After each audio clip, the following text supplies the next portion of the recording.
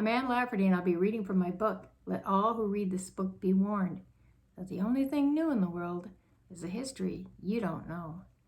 In the world before the destruction of the Great Flood, spiritual powers had interfered with the genetics of the old world, uniting with human women and producing gigantic serpent-like offspring, as well as aberrations like centaurs and minotaurs.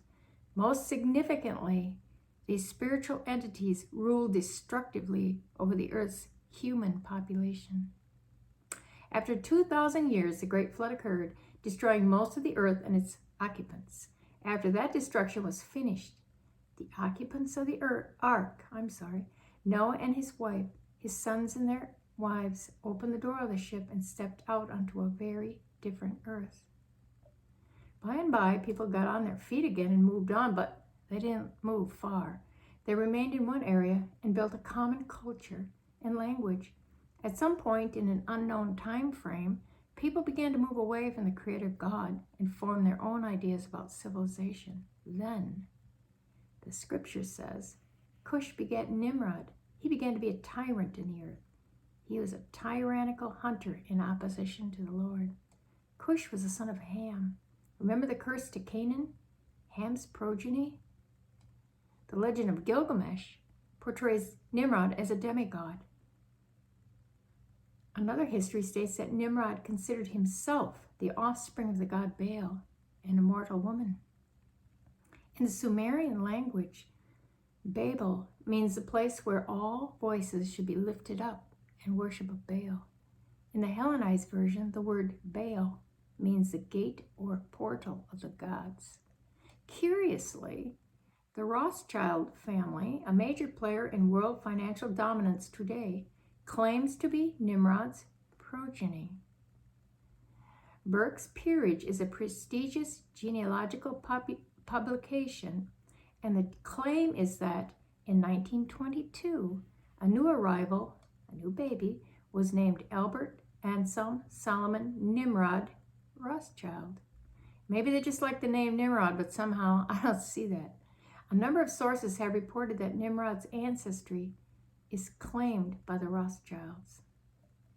As the ban against eating flesh was lifted, Nimrod went full bore, becoming a mighty hunter in the face of Yahweh, meaning practicing forbidden cruelty with disrespect for animal life. He may have been hunting humans. He also, shades of Cain, began building big cities, founding powerful kingdoms, one of which was named Babel, where all voices would be lifted in worship of Baal. Josephus, Jewish historian during Roman times, stated that the people of the Shinar Plain stayed together under Nimrod's rule because they feared being oppressed by wandering savages, perhaps remaining offspring of angelic intrusion. Were their fears well-founded? Well, the Navajo have tales of cruel giants that roamed their mountains looking to eat little children.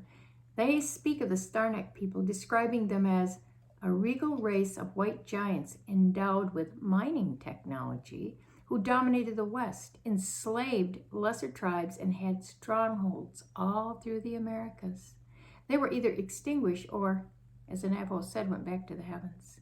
The Aztecs wrote of gigantic men of deformed stature who built a ziggurat in Teotihuacan, which was ultimately destroyed by flashes of lightning thrown by the Lord of the Heavens. The builders were scattered abroad, and this is from Hancock, Fingerprints of the Gods. It appears that the Nephilim, human angelic crosses, began dominating the earth soon after the deluge, and their intrusion may have been the direct result of human engineering. The Hegelian dialect was in operation even in Nimrod's time: create or note a problem and exert control. Under the rulership of Nimrod's progeny, the civic leadership decided to set up a world government and request help for that. The location was the plain of Shinar, and they began to construct a huge tower or ziggurat called the Tower of Babel. It was built over a ley line, an energy optimizing location understood by the ancients. Ziggurats have 7 levels of ascent corresponding to the 7 planets known to the ancients with whom the gods were closely linked. Towers are a symbol of power, the very word linked to greatness. Remember the words, let us make a name for ourselves. The Tower of Babel would be the first such symbol, but it would not be the last.